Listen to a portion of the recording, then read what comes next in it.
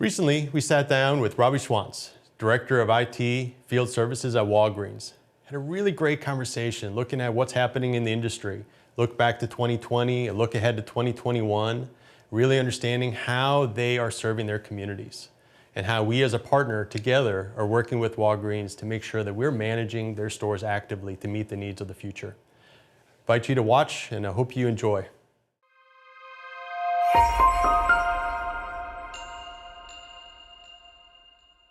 Welcome to today's Big Ideas session. I'm really excited to be here. We are here with one of the most successful, well-renowned retailers in the country, Walgreens. Robbie, I'm really excited to be here for this discussion today. Why don't we introduce ourselves? Tell us a little bit about who you are. Hey, thanks, Frederick. So Robbie Schwantz, I lead the IT field service organization for Walgreens. I'm a little over a 20-year veteran with Walgreens. Had a really exciting career and seeing the company evolve over the years. Really excited to be here today to talk to you a little bit about that. Yeah, great, Robbie. Yeah, and my name is Frederick Carlgren. I'm the Vice President of Global Marketing at Toshiba Global Commerce Solutions. Been here about the same amount of time as you, Robbie, and we serve a lot of retailers around the world with end-to-end commerce solutions and services, and work with some of the most successful retailers like yourself. So really excited about this conversation and where it's going. There's a lot of things we're going to talk about today during this discussion that we're having.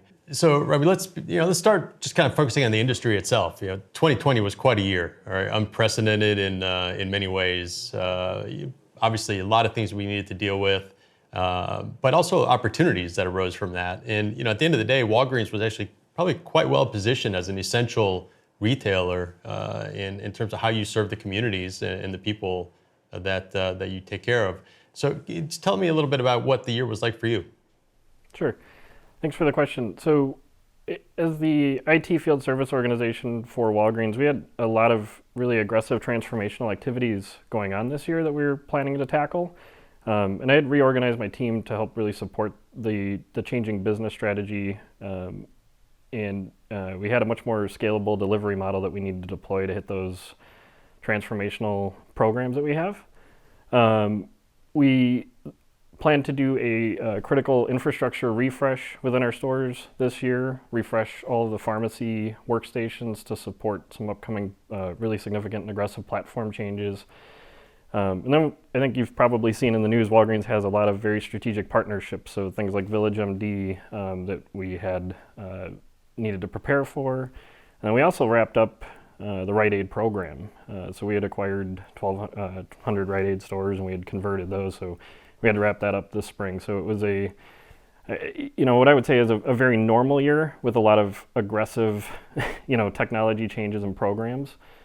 I think we had a lot of tremendous opportunity this year, given all the challenges, I think, to deliver differently than we've maybe ever had before. I think Walgreens as a team has done a really good job being prepared for a lot of the events that we see every year, like hurricanes and things like that, but we've leveraged a lot of that experience to navigate through, I guess, a lot of the other crises, if you will, that came up this year throughout 2020. Certainly didn't have a playbook for everything that we had happen this year, right? I don't think anybody did. But I think with one of the best teams in the industry, really proud of the work, like I said, that my team did. Strong focus on the community, the patients and the customers that we serve, I think is just really prevalent throughout all of Walgreens. So a lot of those things just helped us navigate, maybe the ambiguity might be the right word, things of that nature that came up within 2020. I mean, you mentioned team, and that's really what it's all about at the end, right? There's the need and feeling that we are an extension of your team as well, and vice versa. So grateful for that kind of collaboration together, no doubt. Yeah, absolutely. So, as we focus then a little bit more on Walgreens and you think about the fact that you're really trying to champion being the center of health and well-being for the communities that you serve, and you interact with about 8 million customers online and in-store in any given day, which is phenomenal in terms of your reach, right? So, kind of getting back to that essential retail and how close you are to your customers in those communities. What is that secret for handling the type of volume that your stores do on any given day? How do you keep up with that kind of intense demand, and what role does a store really play there? Yeah, thanks. So I think, one of the things I'm really proud of, again, being with Walgreens for 20 years, I've seen a lot of evolution, but I think the one thing has been really consistent is our strong commitment to the customers in the neighborhoods that we're in and being a trusted health destination. So, Walgreens has been around since 1901. Today we're within 5 miles of 80% of the U.S. population. My Walgreens, in my neighborhood just a few minutes away, I think, most people can relate to that. And that really helps us take care of the community. This year, I think, one of the big things has been, the COVID-19 pandemic. When it comes to, taking care of the community, I mean, so many of the things, the government deemed us as an essential retailer, of course. Very quickly in late February and early March, Walgreens mobilized to expand the grocery offerings and make sure we had, availability as much as we could during those times. When it came to, a lot of the shelter-in-place type things that had to occur to keep people safe, we were really worried about continuity of care for our patients, making sure they're adherent to their medication to really stay healthy during that time. We had done a lot of work to do free delivery to the house for both medication, but also, goods. We did early refill authorization so people could, get those, get the refills at home in time, to really try to stay home before, early on before things spread and things like that, so that they could stay healthy.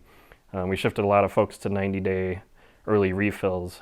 We serve customers in ways never done before. So curbside pickup, we did a lot of work through drive-through. Usually it was only prescription, but we realized the need to keep people safe. So we offered a lot of new services and offerings through the drive-through. We did DoorDash and Postmates, and most recently we had the My Walgreens online, where we can pick up items in the store within as little as 30 minutes, which is really, really remarkable.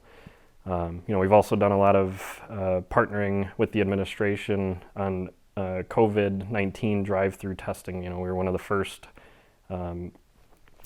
partners of the government to stand up and do that, and that was really important for the communities. And then most recently with, Operation Warp Speed, we're going to be doing things like, when they're available and fully approved, doing immunizations for COVID-19 in some of the long-term care facilities and residents, and that's going to be something that we're going to be doing really soon, and we're really, really proud of. So I think to answer your question in terms of, it's just in our DNA to be there for the customers, to always be available, and really to make sure, no matter what is going on in the times, that we're there for the communities and the patients within those communities and the customers. We're doing a lot of outreach, outside of the pandemic, but, within communities for chronic disease. So doing reach out for diabetes, childhood asthma. So we have I think I had mentioned that before, the Village MD partnership, but that's a physician-led primary care service that's co-located in our retail space. And it's really providing access to healthcare, which again, is something that we're really passionate about. We feel we can make a mark in the U.S. So again, those are all the things why I think, we are such a trusted brand. We have all those, I think fantastic accomplishments this year in support of COVID. I think just constantly looking for ways to be there for the community, to support them. And then, I think the secret is a culture of operate first. So you kind of asked the secret, how do you handle 80 million people, right? And we really have a team, what I like to call operators. I mean, I'm an operator. I started in our stores as a cashier. I was a field service technician. I've had a lot of fantastic opportunity with the company. But the one thing is, through and through, it's about operating, make sure that the stores are up and available to serve the patients and the communities. Yeah, it is. You mentioned continuity of care for your constituents, your customers, and your communities. And that's a lot of what we'll probably get into a little bit more as well in terms of our partnership and that continuity of service.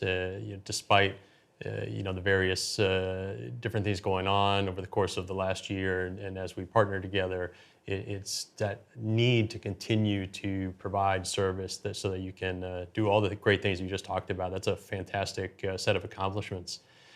As you look forward, Robbie, and as the company looks forward in terms of evolving the business model, you've made a lot of interesting statements as a company around advancing omni-channel capabilities, expanding your loyalty program. You mentioned a few things like pickup, in as little as 30 minutes and things like that. So really, progressive and trying to move that ball forward. How do you see the store evolving to meet those needs, right? And where's the store going to support the overall business? I think largely it's about providing a personalized and differentiated experience, right? So I think customers, I have different expectations as a customer than, my wife and my mom and, right? I think it's really important that, we diversify, the ways that we can reach people, but keep it, kind of a seamless experience, right? We don't want our customers to have a different experience online or in our app or in the store. It all needs to tie together, and it needs to be meaningful for that consumer. So, things like the way that they check out, how they pay, you brought up again the My Walgreens that we just launched, just in time for the holiday season. But again, it's having that omni-channel experience right on your phone, right in your pocket. High level of convenience, multiple ways to pay, things of that nature. The healthcare and retail space are evolving faster than ever, and I think we're really well positioned to continue to change with it. I think it's about empowering the store team members with reliable technology. So I think as we talk about the store of the future, obviously the backbone of that is technology, and it's got to work for the stores. We've got to be able to deliver faster. I think we need to be really flexible and have scalable solutions to meet the changing need. I mean, that's seasonal, that's cyclical. It changes, with pandemics and hurricanes and things like that. I mean, we have, shifting priorities always. And, at the core, we need to be operational. We need to be, available regardless of that circumstance. Yeah. Sorry. No, that's so. Let's pivot a little bit to that. Right? You mentioned the role of technology, and obviously that's part of our overall partnership and Right. how we deliver what we do together, especially in light of the ambitious goals and direction that Walgreens has moving forward. One of the things that we're talking about a lot right now is the general theme of being ready for what's next, right? And that really means not just being ready with planning, but it means being ready to deal with things here and now, tomorrow, the unforeseen, as well as the things that we're anticipating. So, when we talk about our partnership and the role of creating healthy stores, right? You're trying to create healthy communities. We're trying to help you create healthy store environments through the delivery of really wall to wall. As you said, it's not just about individual devices, although I think we're managing together and maintaining about 500,000 plus devices wall to wall. So, but what's the key to the kind of the successful partnership? How do you see that? How would you describe, what makes a partnership successful? Sure. Yeah, that's a really great question. I think it's really important. So, I think one of the things that makes the partnerships really successful is making sure both parties really understand what's important to one another, right? So I understand your objectives, you understand mine, and it's not just about the technology. I mean, for us, you're obviously a technology partner, but you're interested in what's important to us from a business standpoint. What are the outcomes we're trying to achieve? So I think, mutually understanding that's really important. I think, together we're an extension of each other's teams, and we're there for the same common purpose. That's always really, I think, essential, within a partnership. I think having a partner that is always consistently looking for ways to improve and optimize and evolve. I think, one of the only things constant, at least, in my 20 years with Walgreens, one of the only constant things is change. So, we've got to have partners that are, ready to change with us, and it's always very aggressive. And we need partners that are ready to go and adapt with us like that. I think for us, it's about serving our stores, which is, my direct customer, I guess, would be our stores, but making sure we're able to serve them differently. So as times change and evolve, in some cases technology becomes more simplistic. And we can partner with our stores to help us take care of things. So maybe we don't need to send a technician to the store. I think we can be more proactive today, things of that nature, to cut off problems or fix them before they happen. Lots of things like that. I think the last thing for a strong partnership, I think it's just making sure we're managing in the real time. So we can't manage the business in a rear view mirror, right? It's day to day, minute by minute, hour by hour. I mean, so I think that's really important in the partnership, is just have both parties, fully engaged, all in, all the time. It's not, a monthly operational review, right? It's what's today, what's important today, what's important tomorrow, not, what was important last month, right? Yeah, absolutely. So, maybe if you could share a little bit more about that perspective in terms of the work that we're doing together, but I'd like to hear from your point of view in terms of what's the ultimate outcome as well, right? And the value from Walgreens' perspective through the partnership and the work we're doing around your stores. How does it help you serve your community? Sure. So again, I think it's that operate first. So empowering our stores to take care of the patients in the community. The technology there is a tool for them. So we need to have it, operational for them.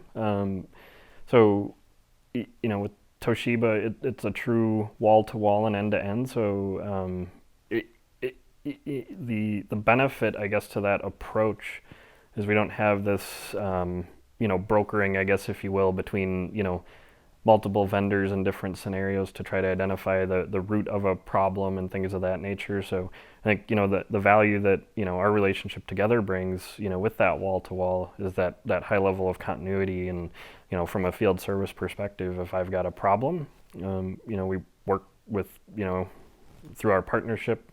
You have a technician come out. If we have that hardware failure and we get it fixed, we don't need to broker the broker the resolution, if that makes sense. And that that's been really, really helpful to keep us up and running, so that our stores again can really focus on their jobs and taking care of the patients and customers. Getting back to this whole ready for what's next and kind of thinking back over the last 12 months. You want to talk about unprecedented as well, right? And the need to adapt immediately to some pretty substantial situations going on.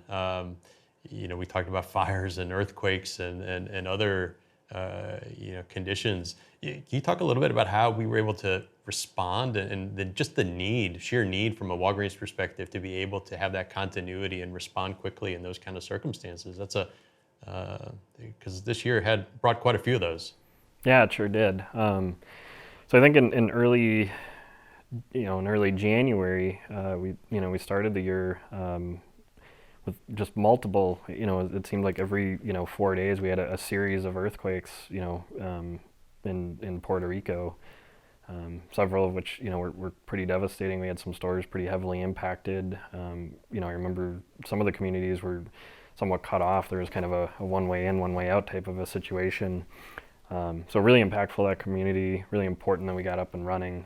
So the team, I think did a fantastic job. And again, we were just a few months into our expanded relationship together within the field service space, and it was really remarkable. I mean, we stood up there. Walgreens has some emergency mobile pharmacies that we're able to deploy quickly if we've got a store that can't operate. It was just literally within a matter of hours of that mobile pharmacy being deployed that you guys were able to help us stand up the technology so we can get operational and take care of the patients in the community. We had COVID-19 this year, so we had done a lot of, maybe what I'll call retooling and refocusing, but, just a huge heavy emphasis on taking care of patients, as I discussed earlier, through the drive-throughs. So we had, in the month of April, serviced over 1,000 incidents within the drive-through, which was just, kind of an unheard of number, but the telephony support, the point of sale registers, the PCs, I mean, within hours, most of them of being down. Most of our stores have a single register, single PC in the drive-through, so it was just critical in this time that, we had those things restored as quickly as possible. I think, again, really did a fantastic job there. Earlier in the spring, as a result of, some of the community activity we had, there was, some circumstances of vandalism and significant store damage in, Minneapolis. We had a lot in Chicago, Philadelphia, Los Angeles, Atlanta. We had recovered, almost 400 stores within a matter of, 6 or 7 days. Some of them, really, really heavily damaged. Thousands of parts we went through within just a few days, juggling technicians all over the country to respond to that. But again, that was really, really important for us. A lot of those communities already have a gap, disparity in access to healthcare. So going into that operate first mentality before, it's just essential for us, for these patients to have that continuity of care, the adherence, all that's really, really important to us. So, you guys did a really fantastic job pulling those together. Even a shout out to the team. We had a lot of point of sale registers damaged during that team, and I don't know how many countries y'all put together, parts from to get them, assembled, and drop shipped. I mean, there were, parts and pieces all over the world that got brought together in, in just a record time. I think probably, helped us get registers back up and running. So I think that was just really fantastic. And then of course, the hurricanes this year. I mean, they're something that comes every year, and I think we're very well prepared for them. But we really had a lot this year. And unfortunately, some of the same areas got hit multiple times over. So I think did a really good job, preparing for those. And as each one came up, I mean, I think we proactively tried to plan for those. Where do we get the parts? Where do we get the people? And I think the other thing that was really important is how do we keep our collective team, your technicians and things like that, but their safety is really important too. So I mean, we played all those things into consideration. How do we keep them safe, but also empower them to get in, quickly and take care of the stores, things of that nature. So yeah, I mean, it was really an exciting year, might be, but again, just lots of, I think opportunities to kind of test us and test the plan, test our ability to execute, Right. I Use get the word, excited yeah, no, you should. Use the word proactively in there, and, as our relationship continues to move forward and as we're working with other clients as well, this thought of moving from more real-time or reactive to being much more proactive in what we reference as proactive availability as a focus and as a service to our clients, means a lot, right? It's really getting ahead of and increasing the amount of intelligence and insight that we can really make actionable to ensure that we're really on the front lines of ensuring that we're creating healthy and sustainable stores. Can you talk about what that word means to you? You just used it, but what does it mean to be proactive, and what's the value of having that insight versus being more reactive to failures? Yeah. To me, proactive nowadays, I mean, there's so many buzzwords around proactive, right? But I think it's important to understand, to me, what it means in kind of a simplistic form, but it's really giving our users, our stores, confidence in the equipment. I guess, being the leader of a field service organization, no matter how good hardware is made, it fails. But I think today, I look at, the register bases and things of that nature.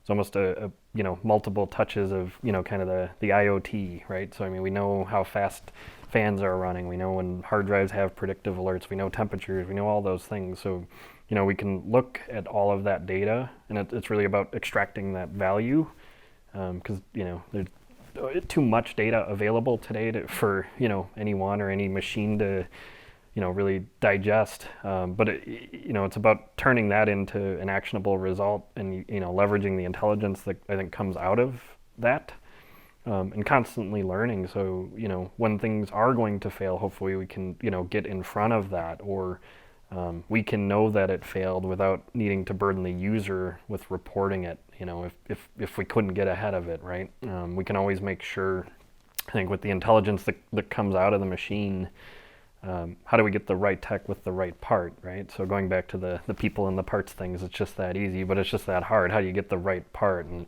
I think if we take the intelligence that can come out of the machines, kind of leveraging the proactive technologies, I guess, if you will. But it's, again, really, how do you use it as a tool? How do you get the value out of it?